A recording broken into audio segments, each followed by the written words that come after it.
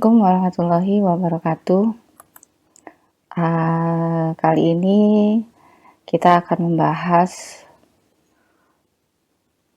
satu pokok bahasan dari mata kuliah Supply Chain Management mengenai merancang jaringan distribusi dan aplikasi untuk penjualan online. Ya, jadi yang akan kita pelajari pada pokok bahasan ini dengan peran distribusi pada rantai pasokan. Jadi apa sih pentingnya distribusi pada suatu rantai pasokan? Kemudian faktor-faktor yang mempengaruhi dalam mendesain jaringan distribusi. Kemudian ada beberapa pilihan jaringan distribusi, di mana nanti beberapa pilihan jaringan distribusi ini kita coba melihat kurang lebihnya bila dilihat dari faktor layanan ya dan faktor biaya. Demikian juga nanti pada penjualan online dan jaringan distribusi, kita juga akan melihat bagaimana penjualan online itu jika dilihat dari faktor layanan dan faktor biaya. Dan juga ada beberapa contoh dari beberapa perusahaan-perusahaan global yang melakukan penjualan online. Kemudian berikutnya adalah jaringan distribusi dalam praktek. Oke. Ada 5 sub pokok bahasan yang akan kita pelajari. Kita mulai dengan peran distribusi pada rantai pasokan. Distribusi sendiri itu berarti adalah suatu langkah yang diambil untuk bisa memindahkan atau juga untuk bisa menyimpan produk ya, dari tahapan mulai dari pemasok ke tahap pelanggan dalam suatu rantai pasokan. Jadi suatu langkah yang diambil untuk bisa melakukan pemindahan satu produk ya, ataupun nanti produk itu bisa juga tidak hanya dipindahkan ya, tapi kemudian juga menyimpan ke dalam suatu tempat atau langsung kepada konsumen ya, dari tahap pemasok sampai pada rantai pasokan. Nah, ada juga istilah saluran atau jaringan distribusi yang menurut ini Kigen mengatakan bahwa saluran distribusi atau jaringan distribusi itu adalah saluran atau jaringan yang digunakan oleh suatu produsen untuk bisa menyalurkan produknya atau barangnya dari produsen sampai kepada konsumen atau pemakai industri. Jadi bagaimana nanti suatu perusahaan itu pada dasarnya di dalam mendistribusikan hasil ciptaannya atau barang ciptaannya kepada konsumen ya, dia akan mendistribusikan atau mengirimkannya atau menyampaikannya dengan cara yang seperti apa ya. Kadang ada suatu perusahaan yang mengirimkan langsung produknya pada konsumen, bisa jadi juga mungkin disimpan dulu di suatu distribution center, atau mungkin juga melalui cross docking untuk bisa disampaikan kepada konsumennya, atau juga bisa jadi ada konsumen yang nanti akan menjemput atau mengambil produk itu setelah dikirimkan oleh perusahaan manufaktur atau suatu perusahaan distribusi ya. Jadi nantinya akan ada berbagai macam saluran distribusi yang bisa dipilih oleh suatu perusahaan. Distribusi adalah suatu pendorong utama dan keseluruhan profitabilitas perusahaan ya. Jadi sebenarnya gini, ketika suatu perusahaan itu bisa memilih suatu saluran distribusi yang baik ya, dia akan bisa membuat keuntungan buat suatu perusahaan. Tapi bisa juga suatu saluran distribusi itu dalam perjalanannya akan ada perubahan ya, karena perubahan-perubahan yang berada di lingkungan perusahaan itu sendiri, atau perubahan-perubahan yang terjadi di lingkungan internal ya, berkaitan dengan kemampuan perusahaan. Jadi suatu distribusi atau nanti saluran distribusi yang dipilih, jaringan distribusi yang dipilih itu juga akan bisa mengalami suatu perubahan. Pilihan jaringan distribusi dapat mencapai tujuan rantai pasokan dan biaya rendah hingga responsif tinggi. Oke. Jadi pilihan jaringan distribusi itu akan tetap mengacu pada strategi rantai pasokan ya, apakah pada responsif atau pada efisiensi. Ya, dan itu nanti adalah merupakan tujuan dari suatu rantai pasokan itu sendiri untuk bisa menghasilkan implementasi rantai pasokan yang efisien dan efektif. Nah, distribusi akan bisa menghasilkan biaya 30% dari biaya penjualan. Jadi distribusi ini sangat penting ya buat satu perusahaan. Ada beberapa gambaran satu perusahaan dengan saluran distribusi seperti yang dilakukan oleh Dell Computer. Nanti di bagian akhir ada contoh ya bagaimana Dell Computer memilih atau menjalankan saluran distribusinya ya. Jadi Dell Computer ini menjual langsung pada pelanggan. Ya, menjual langsung produknya pada pelanggan. Ya, mungkin juga dia melakukan dengan online. Tapi sekarang Dell Computer itu melakukan dua hal ya. Jadi juga dia menjual produknya dengan online dan satu lagi dia menjualnya lewat retailer. Kemudian ini HP ya, merek komputer juga laptop menjual langsung ke reseller. P&G langsung pada supermarket besar dan ada tambahan tahapan menuju ke supermarket kecil. Jadi Jadi dari gambar ini kita juga bisa tahu bahwa suatu perusahaan akan memilih beberapa pilihan dari jaringan distribusi pada suatu produk-produk mungkin ya yang berbeda atau juga produk-produk yang sama ya. Kenapa ya? Untuk dia melihat perilaku dari produk yang dihasilkan ya, seperti apa produk itu di pasar. Yang pastinya suatu perusahaan itu harus memahami siklus kehidupan produknya di pasar. Kemudian Texas Instruments dulu menjual langsung produknya ke konsumen, sekarang dia melakukan penjualannya melalui distributor. Nah, ini ya. Jadi ada beberapa perubahan-perubahan yang dilakukan oleh beberapa perusahaan terhadap saluran distribusinya. Ada yang menghilangkan saluran distributornya, ada yang menghilangkan saluran distribusinya yang awalnya melalui distributor ya, jadi menghilangkan distributornya sehingga dia melakukan penjualan langsung. Ada juga yang dia tidak melakukan penjualan langsung tapi dia melalui distributor ya, saluran distribusinya. Nah, kenapa? Coba nanti dilihat, bisa dijawab lah pastinya ketika kita bisa memahami seperti apa saluran distribusi.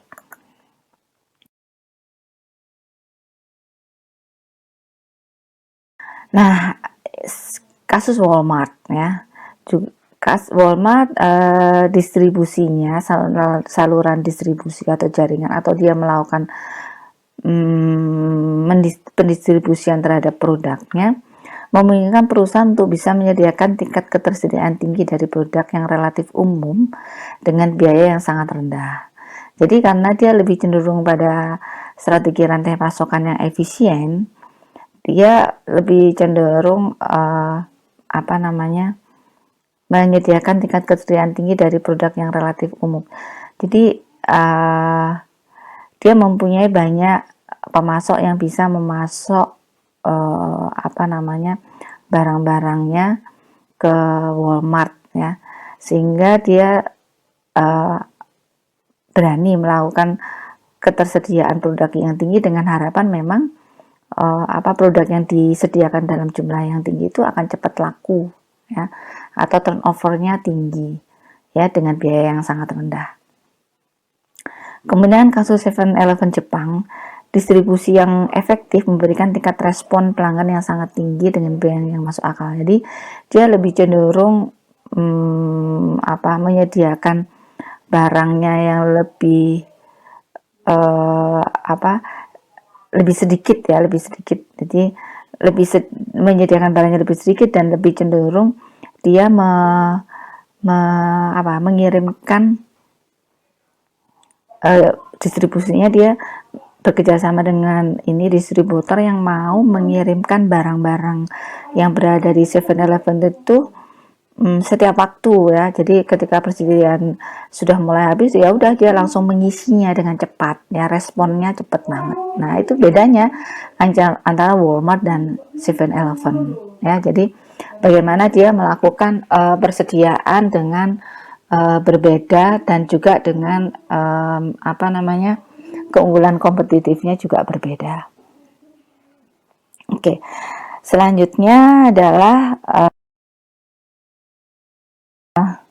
jaringan distribusi yang tepat dapat digunakan untuk mencapai berbagai tujuan dalam rantai pasokan, mulai dari biaya yang rendah hingga daya tanggap yang tinggi. Ya, jadi intinya satu perusahaan bisa memilih jaringan distribusi berdasarkan strategi rantai pasokannya, apakah dia mau ke responsif atau ke efektif. Perusahaan dalam industri yang sama sering memilih jaringan distribusi yang berbeda. Ya, jadi mungkin HP dan si siapa tadi namanya Dell ya, sama-sama melakukan usaha dalam hal komputer ya, tapi mungkin saluran distribusinya berbeda, jaringan distribusinya berbeda. Ada beberapa faktor-faktor yang mempengaruhi dalam mendesain jaringan distribusi. Saudara-saudara akan bisa melihat kenapa itu tadi dalam satu industri yang sama, tapi saluran distribusinya juga berbeda. Kinerja jaringan distribusi dievaluasi dalam 2 dimensi ya. Jadi jaringan distribusi itu akan dilihat dari kebutuhan pelanggannya bisa terpenuhi dan biaya untuk bisa memenuhi kebutuhan pelanggan nanti kalau diharapkan adalah minimal. Jadi bagaimana faktor layanan dan faktor biaya itu bisa mempengaruhi pemilihan saluran distribusi. Ya, jadi bagaimana layanan pelanggan nanti akan dilihat dari beberapa hal layanan pelanggan. Berkaitan dengan faktor biaya juga akan dilihat dari beberapa elemen-elemen ya, berkaitan dengan faktor-faktor biaya. Mengevaluasi dampak pada layanan pelanggan dan biaya untuk berbagai pilihan jaringan distribusi ya. Jadi mengevaluasi dari ini ya, faktor layanan dan faktor biaya merupakan hal yang perlu dipertimbangkan oleh suatu perusahaan dengan berbagai macam elemen-elemen yang ada pada faktor biaya maupun faktor layanan. Nah, faktor layanan pelanggan itu ya terdiri dari beberapa elemen ya. Jadi faktor layanan pelanggan itu nanti akan dilihat dari waktu merespon ya. Jadi bagaimana nanti kita bisa lihat seperti apa waktu merespon, berbagai produk yang dihasilkan, ketersediaan produk, pengalaman pelanggan, visibilitas pesanan dan pengembalian. Jadi tadi saya sudah katakan bahwa jaringan distribusi dipengaruhi oleh 2 faktor, yaitu faktor biaya dan faktor layanan pelanggan. Sedangkan faktor layanan pelanggan terdiri dari beberapa elemen ini. Nah,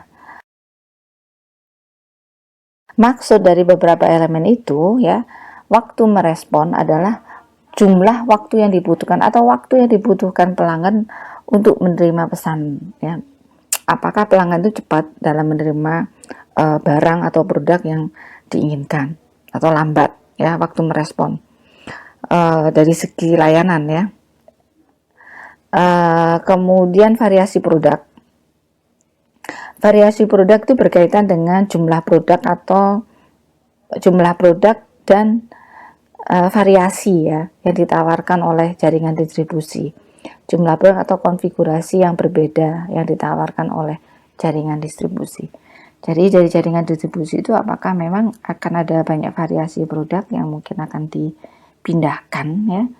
Kemudian ketersediaan produk, kemungkinan memiliki suatu produk dalam persediaan ketika pesanan tiba. Jadi ketersediaan produk itu berkaitan dengan adanya produk ketika produk itu dibutuhkan.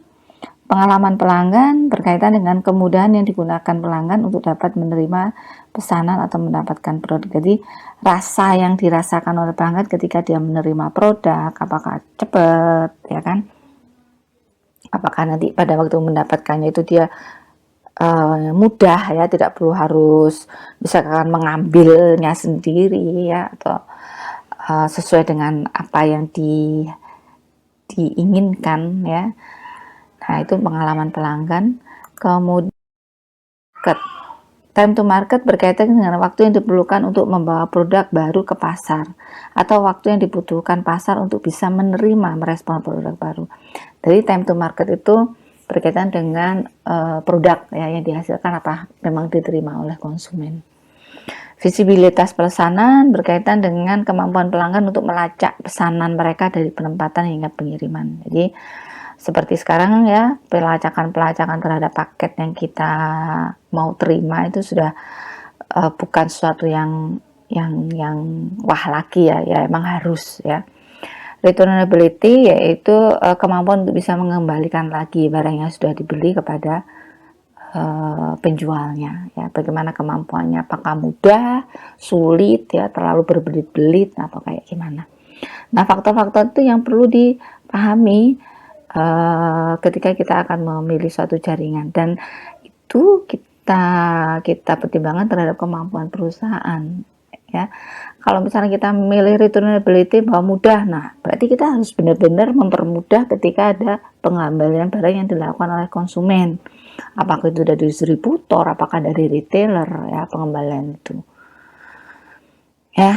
Oke, kita lanjutkan. Perusahaan yang menargetkan pada pelanggan yang dapat mentolerir waktu respon yang lama. Jadi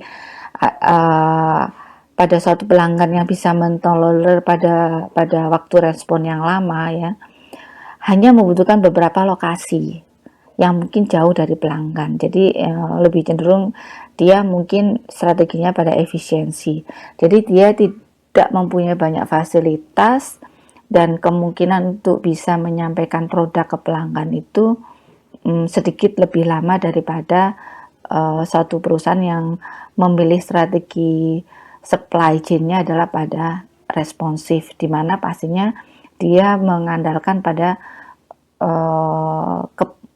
dengan mempunyai banyak fasilitas, ya, di mana fasilitas-fasilitas itu pastinya mendekati konsumen. Kemudian perusahaan yang menargetkan pelanggan yang menghargai waktu respon singkat perlu cari fasilitas-fasilitas yang dekat dengan mereka ya. Pastinya ketika dia atau perusahaan itu menginginkan pada strategi yang responsif, pasti dia akan mempunyai banyak fasilitas yang dekat dengan konsumen, atau pemilihan lokasinya, pemilihan fasilitasnya lebih dekat pada konsumen. Nah, ini ada contoh Barnes & Noble, kita bandingkan dengan Amazon.com. Ya, dua-duanya memberikan buku kepada pelanggannya pada hari yang sama. Kedua-duanya ini adalah suatu perusahaan ya, atau toko ya, yang menjual berbagai macam produk ya. Barnes & Noble itu lebih cenderung memberikan buku kepada pelanggannya pada hari yang sama, tetapi membutuhkan ratusan toko. Jadi dia lebih cenderung pada strategi supply chain pada respons. Sedangkan Amazon lebih cenderung pada cost leadership atau biaya yang murah. Sehingga Barnes & Noble bisa memberikan produk yang diinginkan konsumen itu lebih cepat ya. Lebih cepat dengan dia menempatkan banyak fasilitas. Sedangkan Amazon.com lebih cenderung lebih lama, tapi ya ada keunggulan yang lain dari Amazon.com, dia mempunyai banyak variasi produk daripada Barnes & Noble. Ya, tinggal kita aja memilih ya, kayak gimana, mau yang mana ya. Jadi si perusahaan pun juga akan bisa memilih, dalam arti nggak masalah saya dengan cost leadership, tidak respon saya tidak cepat, tapi keunggulan saya adalah pada saya bisa menyediakan banyak buku yang bervariasi. Nah itu ya, jadi suatu perusahaan perlu memikirkan hal-hal yang seperti itu ya, sehingga bisa dilihat oleh konsumen ada sesuatu yang berbeda, ada sesuatu yang unik, ada sesuatu yang menarik perhatian konsumen untuk bisa memilih produk dari perusahaan-perusahaan tersebut. Oke. Nah, sekarang faktor biaya. Nah, faktor biaya dari satu jaringan distribusi yang perlu dipertimbangkan, atau elemen-elemen dari faktor biaya itu berkaitan dengan persediaan. Ya, bagaimana biaya persediaan? Ya, biaya persediaan ini pasti akan terkait dengan banyaknya, atau tergantung juga dengan fasilitasnya ada di mana, ya kan. Terus kemudian transportasi. Jadi faktor biaya juga berkaitan dengan transportasi. Jadi pemilihan moda transportasi, rute, dia akan mengirim kemana langsung atau harus melalui distributor center, ya, sehingga perlu tambahan biaya. Fasilitas dan penanganan dalam menangani produk, ya, pengiriman dan penyimpanan produk, ya, untuk menangani itu. Kemudian informasi, ya, informasi yang harus diterima, ya, dari satu tempat ke tempat yang lain. Ya, mungkin lebih cenderung mungkin dari satu perusahaan, ya, mungkin ke retailer. Nanti lebih cenderung pada retailer ini nantinya, ya, beberapa pilihan-pilihan jaringan. Jadi komunikasi yang dijalankan antara perusahaan atau perusahaan distribusi, ya, distributor atau gudang distributor dengan retailer, gitu, mudah nggak, ya, untuk bisa melakukan pertukaran informasi atau memberikan informasi. Apakah butuh investasi untuk bisa menghasilkan koordinasi yang baik atau informasi yang akurat, ya, dengan pilihan jaringan distribusi yang nanti akan dipilih. Oke. Oke, selanjutnya. Nah, ini, ya, kita bisa coba memahami ini, ya, sebetulnya apa yang sudah saya sebutkan tadi sebetulnya, ya. Waktu tanggap yang diinginkan dan jumlah fasilitas. Jadi penurunan waktu respon atau waktu respon yang rendah, ya, maksudnya penurunan waktu respon ini adalah waktu respon yang rendah atau cepat dalam respon. Waktu respon yang rendah itu berkaitan dengan waktu, ya, bukan respon yang rendah, tapi waktu respon yang rendah itu berkaitan dengan cepat dalam merespon. Jadi ketika penurunan waktu respon atau ketika kecepatan dalam respon yang diinginkan akan meningkatkan jumlah fasilitas. Jadi kalau perusahaan ingin merespon keinginan pelanggan itu lebih cepatnya, perusahaan harus membangun banyak fasilitas yang dekat dengan pelanggan. Seperti yang dilakukan oleh 7-Eleven itu, ya, sebenarnya 7-Eleven itu juga melakukan seperti itu. Jadi dia lebih cenderung tidak banyak melakukan penyimpanan persediaan, tapi dia meminta, ya, yang mengirimkan produk-produk yang dihasilkan yang dijual oleh 7-Eleven itu segera terkirimkan ke 7-Eleven sebelum barang itu habis, ya. Jadi sehingga ketika habis, ya, sudah tersedia, ya, sehingga kalau kita membeli barang di 7-Eleven selalu ada, ya. Jadi seperti juga yang dilakukan oleh Barnes & Noble. Jadi dia cenderung membangun banyak fasilitas di beberapa tempat untuk bisa lebih cepat merespon keinginan konsumen. Oke. Biaya persediaan dan jumlah fasilitas. Nah, kaitannya biaya persediaan dan jumlah fasilitas. Jika jumlah fasilitas itu dalam rantai pasokan itu semakin banyak, maka persediaan juga akan meningkat. Kenapa? Ya, persediaan akan ada di mana-mana. Di mana-mananya itu di mana? Ya, di mana fasilitas itu berada, di mana jumlah fasilitas itu dibangun atau ditetapkan oleh suatu perusahaan, ya. Jadi ketika fasilitas semakin banyak, maka inventory juga akan semakin banyak. Nah, ini pertanyaannya, apakah inventory itu akan disediakan dalam jumlah kapasitas maksimal, ya kan, ataukah tidak, ya. Jadi tidak dalam jumlah kapasitas dari fasilitas itu, ya. Jadi kapasitasnya pada fasilitas-fasilitas yang ada mungkin kapasitasnya misalkan sekian unit, gitu, ya, 5.000 unit. Apakah persediaannya juga akan disediakan 5.000 unit atau mungkin separuhnya, ya, siklus persediaan 2.500 unit. Nah, itu pertanyaannya adalah ke situ. Jadi untuk mengurangi biaya persediaan, perusahaan mencoba untuk mengkonsolidasikan dan membatasi jumlah fasilitas dalam jaringan rantai pasokan. Ya, jadi untuk bisa mengurangi persediaan, dia bisa melakukan pengurangan terhadap fasilitas atau membatasi. Jadi gimana sih caranya suatu perusahaan itu bisa membangun satu fasilitas, tapi juga bisa menyediakan suatu persediaan sehingga dia masih bisa memenuhi keinginan konsumen, ya, dengan respon yang tidak terlalu lambat ya, tidak lambat lah gitu ya.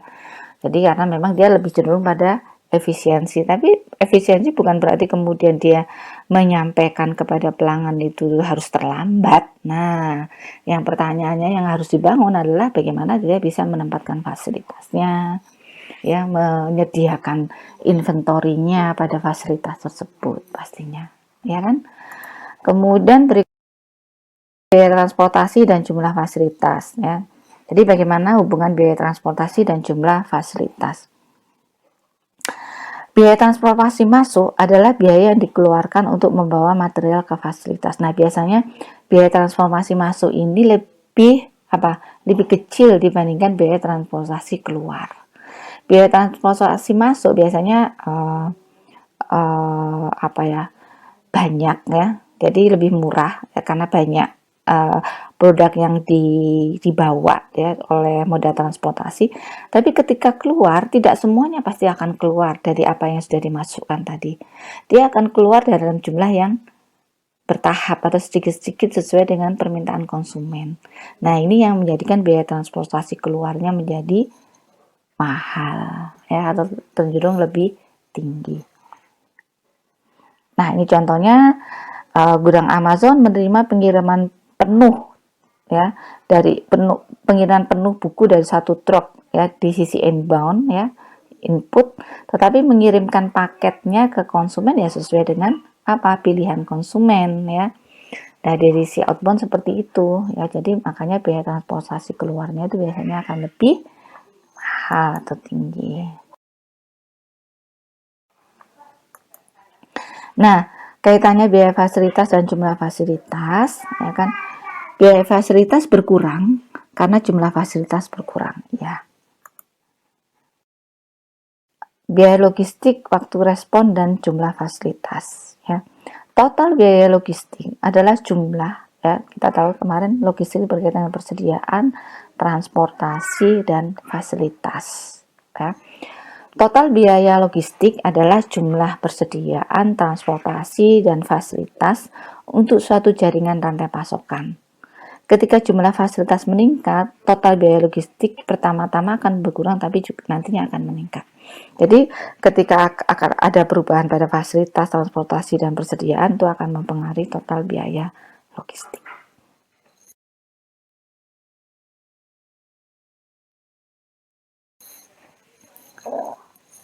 Setiap perusahaan harus memiliki setidaknya jumlah fasilitas yang bisa meminimalkan total biaya logistik. Ya. Nah, karena biaya logistik tadi dipengaruhi juga oleh fasilitas.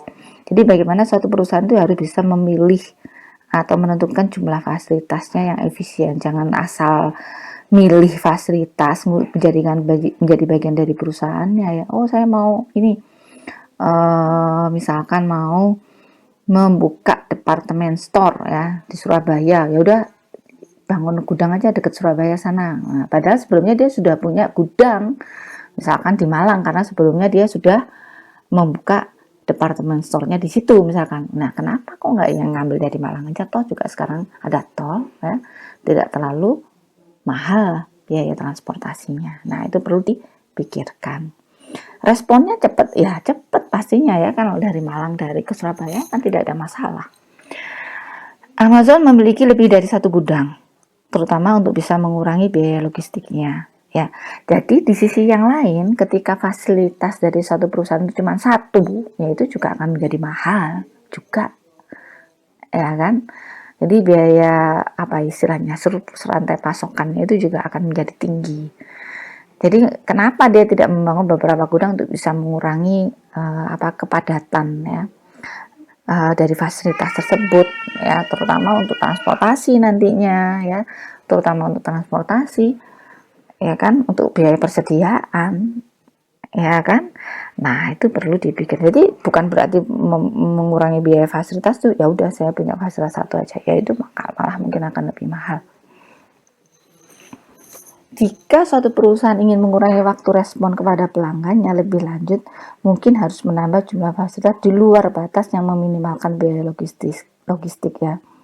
Jadi jadi kalau bisa mengurangi waktu respon dengan mencoba untuk mengurangi waktu respon untuk bisa mau menambah jumlah fasilitas, ya fasilitasnya mungkin lebih harus di luar ya, di luar atau tidak mendekati konsumen ya, sehingga biayanya akan lebih murah. Kalau kita punya fasilitas di tempat-tempat yang strategis, pasti biayanya akan lebih mahal. Perusahaan harus menambahkan fasilitas di luar meminimalkan biaya hanya jika manajer yakin bahwa peningkatan pendapatan karena respon yang lebih baik akan lebih besar daripada meningkatkan biaya karena fasilitas tambahan. Ya, oke. Jadi coba itu direnungkan. Ada beberapa desain jaringan distribusi, ya. Nah, pilihan jaringan distribusi itu keputusan utama pada dasarnya ya. Pilihan jaringan distribusi pada dasarnya kan jaringan distribusi itu untuk bisa menyampaikan produk dari produsen ke konsumen akhir ya. Di depan tadi sudah saya sampaikan. Dua keputusan utama adalah apakah produk akan dikirim ke lokasi pelanggan atau diambil ya oleh pelanggan dari tempat yang sudah ditentukan sebelumnya. Apakah produk akan melalui suatu perantara sebelum sampai ke pelanggan. Nah, jadi ada beberapa pilihan nih ya, keputusan utamanya itu seperti itu. Apakah seperti itu? Nah, pilihan-pilihan itu sebenarnya ada pada beberapa pilihan-pilihan saluran distribusi. Apakah nanti perusahaan itu akan langsung mengirimkan kepada konsumen? Apakah perusahaan itu akan menyampaikan atau memberikan atau mengirimkan dulu produknya di distributor center, kemudian baru dikirimkan ke pelanggan? Atau pelanggan akan bisa mengambil produknya di perusahaan manufaktur atau di perusahaan distributor center itu sendiri. Jadi ngambilnya di situ. Jadi perusahaan tidak mengantarkan ke konsumen akhir. Nah, itu ada beberapa pilihan.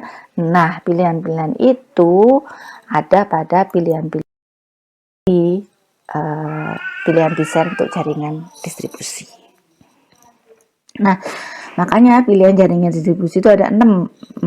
Ada 6 ya.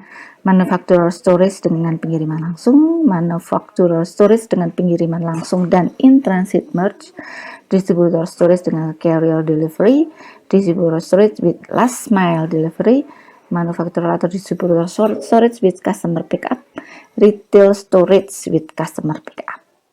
Nah, dari nama-nama dari nama ini kalian mungkin sudah bisa menebak ya, seperti apa yang dilakukan oleh perusahaan-perusahaan yang membeli beberapa pilihan-pilihan saluran atau jaringan distribusi ini. Oke, kita coba lihat. Nah, kita mulai dengan manufacturer storage dengan pengiriman langsung. Jadi, perusahaan atau pabrik atau produsen itu akan mengirimkan langsung produknya ke konsumen ya yang meminta ya. Nah, permintaan itu ya itu tidak langsung ke manufaktur atau pabrik, tapi melalui retailer ya, atau retailer hanya yang akan menerima pesanan dari konsumen dan melakukan permintaan pada pabrik atau pada perusahaan produsen atau pada manufaktur. Nah, kemudian manufaktur akan menyampaikan langsung ya produk yang dipesan itu yang melalui retailer tadi kepada konsumennya. Nah, itu bisa dilihat ya, pada garis yang terputus-putus itu ada information flow, ya, pada garis yang lurus tanpa terputus-putus itu adalah product flow. Ya, jadi itu yang dikatakan sebagai manufacturer storage dengan pengiriman langsung. Itu gambarannya adalah seperti itu. Coba itu direnungkan ya, sehingga nanti saudara bisa membayangkan ya, memilih apakah saya akan memilih ini ya dengan melihat faktor layanan dan faktor biaya ya. Oke. Nah, pilihan yang pertama tadi bisa juga dinamakan atau istilahnya dengan drop shipping ya. Biasanya pada permintaan rendah tapi bernilai tinggi. Ya, bedanya nilainya tinggi dan permintaannya tidak terlalu banyak sesuai dengan pesanan. Jika mungkin bisa dilakukan penundaan atau bisa juga dilakukan penundaan karena mungkin bisa berkaitan dengan pengiriman itu ditunda berkaitan dengan variasi produk ya, bisa juga berkaitan dengan penundaan pada jumlah produk yang akan dibeli ya. Artinya tergantung pada permintaan. Jadi permintaan itu harus ada, nah, itu ya. Jika kalau nggak ada ya mungkin dia akan menunda untuk melakukan proses produksi maupun melakukan produksi untuk beberapa variasi produk ya. Kemudian persediaan rendah, biaya transportasi tinggi ya, biasanya konsumen jauh dari tempat pengiriman ya atau fasilitas dan tidak banyak. Informasi harus akurat ya, investasi yang besar pada sistem informasi, biaya tinggi dalam pengembalian barang. Jadi returnability-nya itu tinggi banget ya, karena pengiriman langsung dari manufaktur. Nah, kalau ada sesuatu kesalahan dari produk, dia mau kemana dulu? Bilang retailer dulu atau mau langsung ke pabrik ya, ke perusahaan produsen. Sedangkan transportasi sudah mahal, ya kan? Kemudian bisa jadi jauh tempatnya ya, jadi transportasi juga mahal, jadi pengiriman untuk kembali lagi mungkin juga akan jauh, karena biasanya memang dikatakan tadi adalah konsumen jauh dari tempat pengiriman ya. Contohnya pada Ibex ya, Nordstrom dan Wegringer. Coba saudara-saudara sekarang sudah mulai harus membuka dan membaca beberapa perusahaan-perusahaan global ya, sehingga saudara-saudara akan bisa memahami secara praktek apa yang dilakukan oleh perusahaan-perusahaan ini. Nah, karakteristik kinerja pada pilihan distribusi manufaktur storage dengan pengiriman langsung ya. Coba kita lihat faktor biaya. Tadi kita sudah tahu ya, faktor biaya akan dilihat dari persediaan, transportasi, fasilitas dan penanganan, dan juga informasi. Ya, dari sisi transportasi biayanya akan mahal karena meningkatnya jarak dan pengiriman. Tadi dikatakan bahwa konsumen biasanya jauh dari tempat pengiriman, sehingga transportasinya pasti akan tinggi. Nah, kemudian investasi dari berkaitan dengan informasi ya, diharapkan ada investasi yang tinggi untuk informasi ya, untuk bisa mengintegrasikan produsen, kemudian siapa, retailer, dan juga mungkin konsumen untuk bisa mengetahui kedatangan produk yang sudah dikirimkan ya. Jadi investasi signifikan dalam infrastruktur informasi untuk bisa mengintegrasikan. Jadi biaya informasinya ya mungkin akan tinggi. Nah, sekarang selain dari faktor biaya adalah faktor apa tadi? Layanan, ya kan? Nah, faktor layanan dilihat dari mana aja tadi?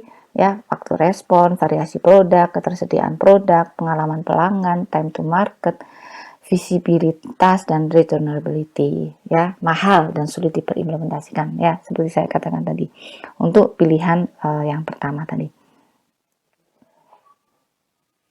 Oke, kita lanjutkan dengan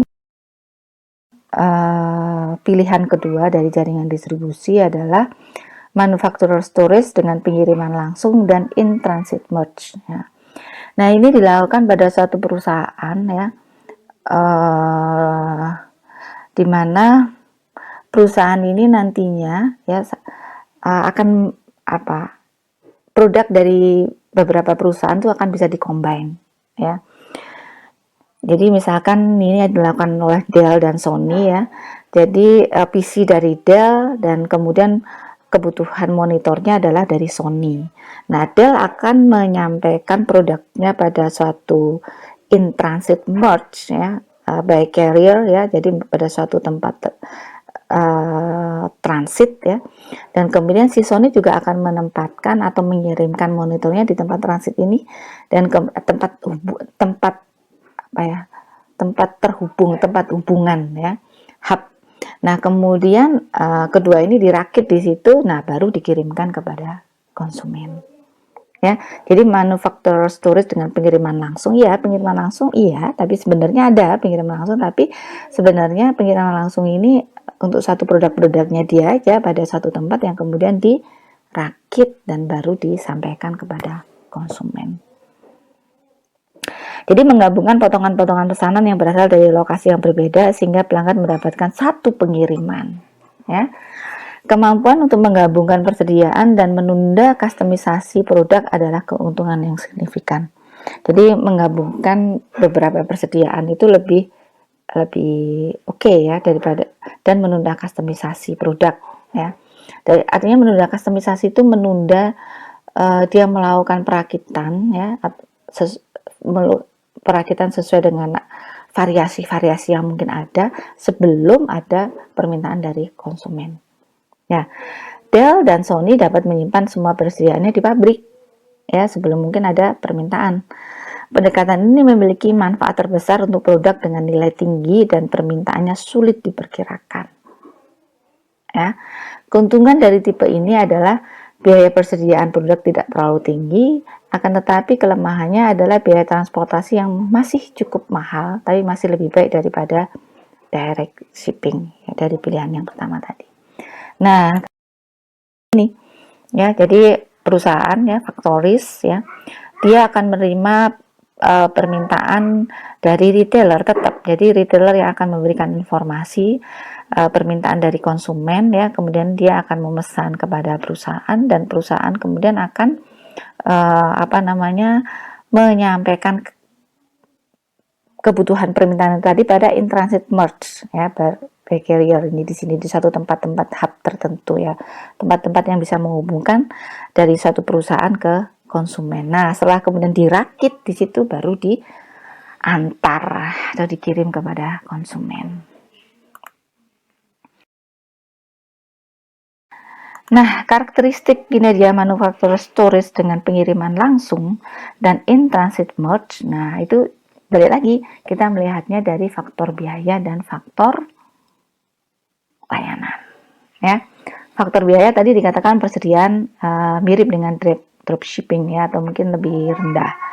Transportasi, biaya transportasi sedikit lebih rendah daripada dropshipping. Fasilitas dan penanganan, biaya penanganan lebih tinggi daripada dropshipping di operator, menerima biaya lebih rendah di pelanggan. Informasi investasi agak lebih tinggi daripada dropshipping ya, karena dia harus menghubungkan dengan tempat hub ini ya, yang tempat dimana akan merakit beberapa produk-produk yang perlu dirakit. Nah, perlu ada informasi dari situ.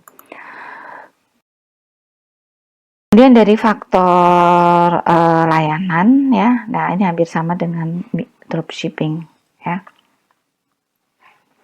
Oke, kita lanjutkan dengan pilihan dari saluran distribusi atau jaringan distribusi adalah distributor storage dengan carrier delivery. Persediaan diadakan bukan oleh produsen di pabrik. Jadi persediaan itu ada di distributor atau di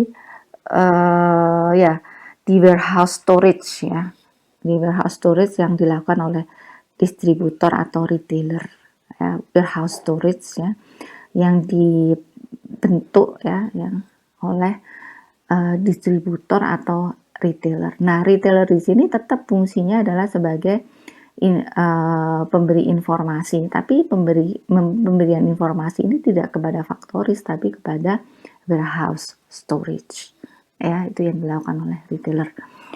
Tipe distribusi ini membutuhkan tingkatan persediaan yang cukup tinggi karena permintaan yang terjadi akan berfluktuatif dan tidak dapat diprediksi ya. Biasanya kalau memang permintaannya seperti itu ya, dan kemudian permintaannya adalah pada retailer dan retailer bisa memberikan kepada warehouse storage ya, mungkin dia lebih cenderung pada pilihan ini. Keuntungan dari tipe distribusi ini adalah biaya transportasi lebih murah. Nah, ini mungkin menjadi pilihan juga karena transportasi lebih murah. Tingkat responsif terhadap konsumen lebih tinggi dibandingkan dengan manufaktur storage. Kelemahannya adalah biaya persediaan yang cukup tinggi itu tadi. Tapi responnya lebih cepat karena fasilitas ini ya, atau warehouse storage ini yang dibentuk oleh distributor atau retailer mungkin dekat dengan pelanggan, sehingga ketika dia dari ini ya, dari distributor ya, dari gudang warehouse storage ini bisa langsung diberikan kepada konsumen lebih cepat ya. Jadi ini artinya kalau di sini berarti produk-produk yang dihasilkan oleh suatu factory itu langsung dikirim ya ke warehouse storage itu ya.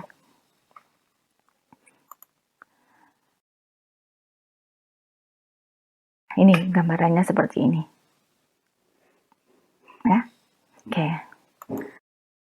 Dengan contoh Amazon dan distributor industrinya seperti Grainger dan McMaster-Carr. Coba dicari ya perusahaan-perusahaan, catat perusahaan-perusahaannya. Kemudian karakteristiknya, nah kita karakteristiknya bisa lihat pada faktor biaya ya, tadi inventorinya lebih tinggi daripada manufacturer storage ya, transportasinya lebih rendah. Nah kemudian faktor layanan, response time-nya lebih cepat ya, produk variasinya lebih lambat dari manufacturer storage ya, karena manufacturer storage pastinya, karena kenapa ya, karena dia harus dikirimkan dulu ke warehouse storage dulu. Kalau drip shipping mungkin akan langsung pada konsumen, sehingga produk variasinya akan lebih cepat biasanya, gitu kan. Kita lanjutkan pada pilihan berikutnya ya. Jadi saluran distribusi adalah distributor storage dengan last mile delivery. Nah, last mile delivery adalah mengirimkan produk ke rumah-rumah konsumen menggunakan pembawa paket. Nah, di mana ya nanti? Oh, di transportasi kalau nggak salah ya. Jadi ada beberapa moda transportasinya. Salah satunya adalah moda transportasi pembawa paket. Nah, selain ada apa? Transportasi udara, ada transportasi laut, ada transportasi apalagi kapal laut ya, apalagi truk ya, kapal kereta api. Nah, ada moda transportasi pembawa paket. Last mile delivery adalah mengirimkan produk ke rumah-rumah konsumen dengan menggunakan paket. Tidak seperti pada carrier delivery last mile membutuhkan warehouse atau distributor storage yang lebih dekat dengan pelanggan. Nah, lebih dekat lagi dengan pelanggan. Jadi yang awal tadi mungkin dia akan lebih dekat dengan pelanggan, tapi itu lebih dekat lagi ya, karena berkaitan dengan penyampaian paket langsung ya kepada konsumen dengan moda transportasi pembawa paket. Tipe ini juga hampir sama dengan carrier delivery, yaitu membutuhkan biaya persediaan yang cukup tinggi. Keuntungan dengan tipe distribusi ini adalah untuk bisa permasalahan responsif adalah sangat bagus. Jadi artinya kalau dia mau merespon lebih cepat, nah bisa dilakukan dengan cara ini. Hal ini dikarenakan karena distributor storage ya atau warehouse storage ditempatkan di tempat-tempat yang dekat dengan konsumen. Nah, mungkin beda juga ya dengan si pilihan sebelumnya ya. Dia juga menempatkan warehouse storage ya, tapi tidak terlalu dekat dengan pelanggan. Tapi kalau di last mile delivery ini warehouse storage-nya lebih cenderung pada mendekati konsumen ya, untuk bisa mempermudah moda transportasi pembawa paket menyampaikannya kepada konsumen-konsumennya. Nih ya.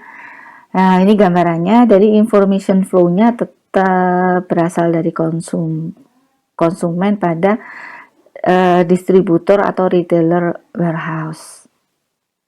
Ya, distributor atau retailer warehouse. Sedangkan perusahaan-perusahaan akan menyampaikan produknya pada tempat ini ya, warehouse-nya distributor atau retailer. Dan kemudian produk-produk itu bisa jadi dikirimkan ke konsumen.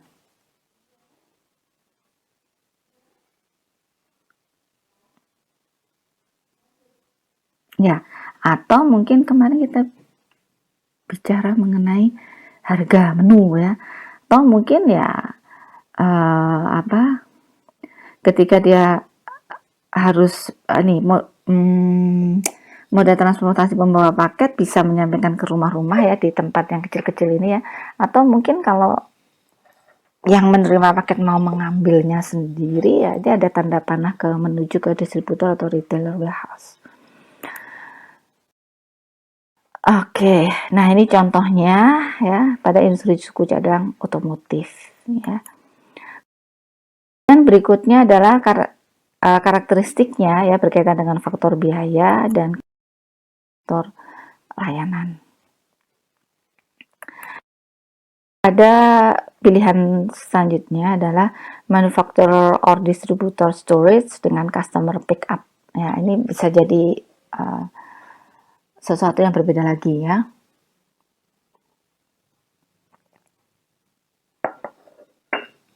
Paradigma ini persediaan disimpan di pabrik atau manufaktur atau ke gudang distributor. Nah, gudang distributor ini bisa jadi merupakan gudang cross docking ya. Karena dia hanya tempat untuk transit aja, jadi barang itu nanti akan segera diambil oleh konsumen. Konsumen menyampaikan order mereka secara online atau dengan komunikasi telepon, dan nantinya akan ada yang mengambil pesanan tersebut ke tempat pengambilan pesanan tertentu. Kelebihan dari tipe ini adalah biaya transportasinya tidak terlalu mahal. Kekurangannya adalah ketika nantinya perusahaan akan menambah satu tempat customer pickup, maka akan menyebabkan biaya fasilitas yang tinggi ya. Kalau dia harus membangun lagi tempat satu lagi untuk bisa dijadikan tempat untuk mengepul barang atau mengumpulkan barang yang kemudian diambil oleh konsumen, nah pasti akan ada biaya fasilitas. Nah, ini gambarannya dari manufacturer or distributor storage dengan customer pickup. Jadi ada customer flow ya. Customer flow ini jadi ada tanda ke atas semuanya customer flow yang mengambil ya, mem-pick up. Kemudian product flow ya, yang berasal dari pabrik ya, atau perusahaan produsen kepada cross dock distributor center ya, dan ada information flow yang berasal dari konsumen kepada retailer, retailer kepada perusahaan. Nah, karakteristiknya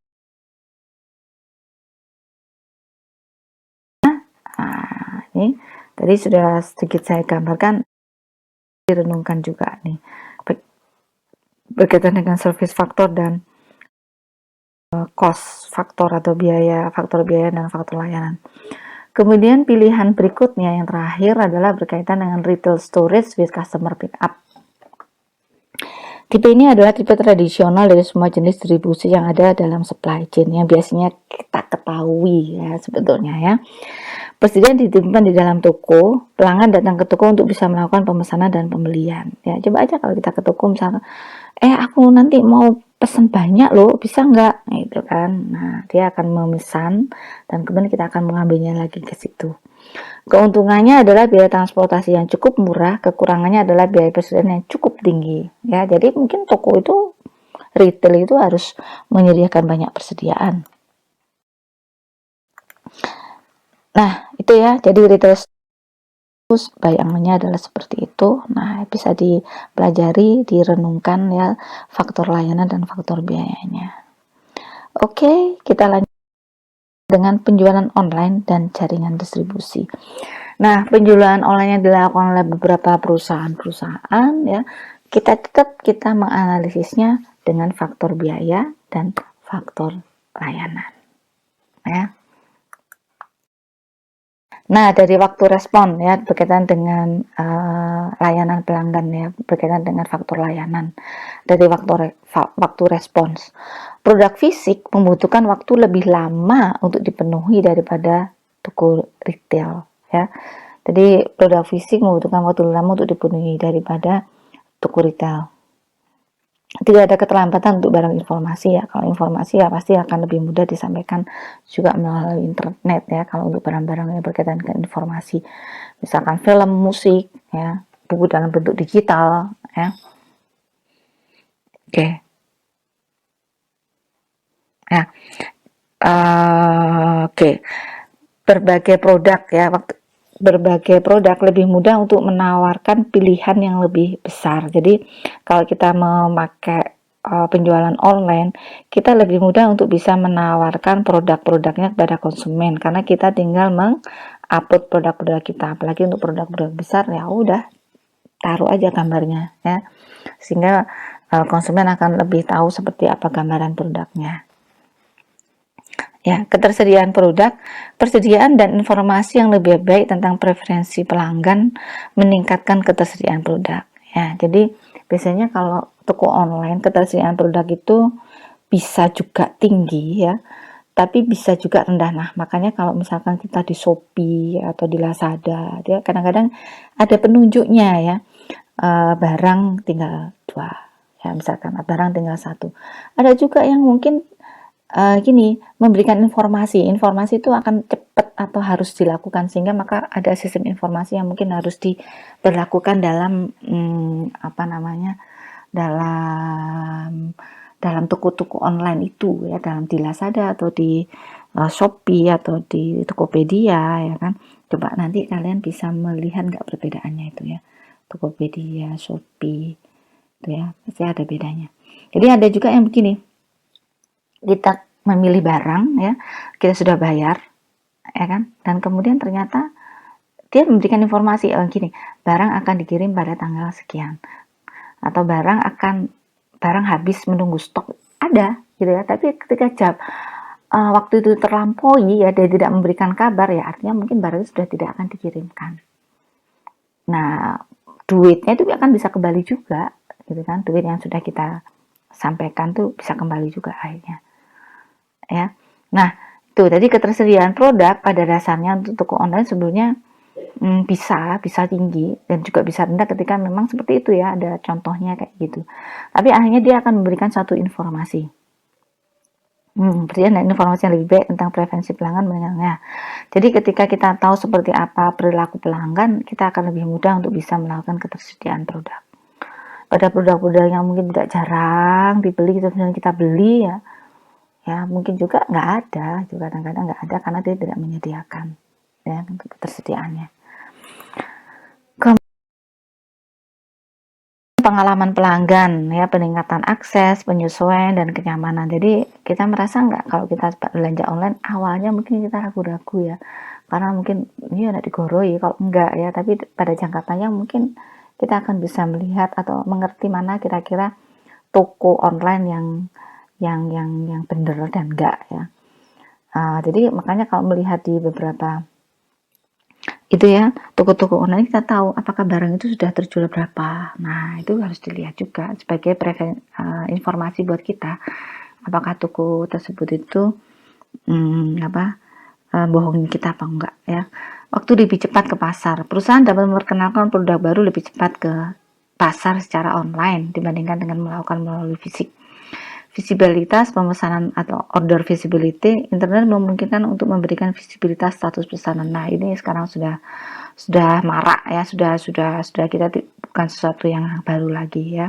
Barang apapun ya kan, ketika dikirimkan dari Shopee, dari macam-macam, kita sudah bisa mendeteksi barang itu sampai di mana. Pengembalian lebih sulit dengan pesanan online ya kan lebih sulit, tapi bisa ya, proporsi penggunaan cenderung jauh lebih tinggi. Oke. Ya memang kalau kita tidak sesuai akhirnya kita merasa harus dikembalikan, tapi ya itu konsekuensinya, artinya gini, kita harus bisa memahami itu. Kalau kita bisa memahami, maka konsekuensi itu akan bisa lebih rendah kita hadapi. Dampak penjualan online pada pelanggan. Penjualan langsung ke pelanggan, saluran jejaring sosial memungkinkan perusahaan untuk secara langsung meluncurkan produk dan promosi. Harga yang fleksibel, portfolio produk dan promosi ya, gampang ya. Informasi dapat disampaikan kepada dengan cepat dan murah. Ya, transfer dana yang efisien. Nah, dampak penjualan online terhadap biaya, terhadap persediaan, fasilitas, ya kan, pada transportasi, pada informasi, kalian pelajari. Nah, ini contohnya ya, menggunakan penjualan online untuk penjualan perangkat keras komputer pada Dell, pada lagi Amazon, yang juga Peapod. Nah, oke. Jadi coba dipelajari, dilihat ya seperti apa Amazon, Peapod ya, melakukan penjualannya secara online. Netflix. Nah, kita lanjutkan pada jaringan distribusi dalam prakteknya kayak gimana atau seperti apa yang harus dilakukan ya. Struktur kepemilikan jaringan distribusi dapat memiliki dampak sebesar jenis jaringan distribusi ya. Jadi ketika kita memiliki jaringan distribusi, itu akan bisa mempunyai dampak sebesar jenis jaringan distribusi yang kita pilih. Penting untuk bisa memiliki jaringan distribusi yang dapat beradaptasi ya, artinya ketika kita akan melakukan perubahan terhadap jaringan distribusi akan lebih mudah. Jadi bagaimana kita bisa memilih jaringan distribusi yang tepat dan fleksibel. Harga produk, komoditas, dan kekritisan mempengaruhi jenis sistem distribusi yang disukai pelanggan. Ya, jadi kita perlu memahami seperti apa sih keinginan pelanggan juga. Integrasikan internet dengan jaringan fisik yang ada. Jadi artinya tidak harus bahwa semuanya harus berdasarkan teknologi ya. Pertimbangkan apakah strategi distributif eksklusif menguntungkan.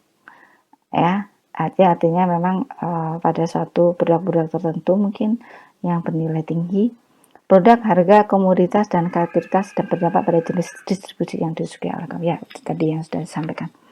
Oke, sampai di sini berkaitan dengan pokok bahasan kita kali ini mengenai jaringan distribusi atau pilihan jaringan distribusi. Terima kasih atas segala perhatiannya, semoga bisa dipelajari, coba dibaca beberapa perusahaan-perusahaan yang sudah disebutkan pada pokok bahasan ini untuk bisa direnungkan. Terima kasih sekali lagi atas perhatiannya. Wassalamualaikum warahmatullahi wabarakatuh.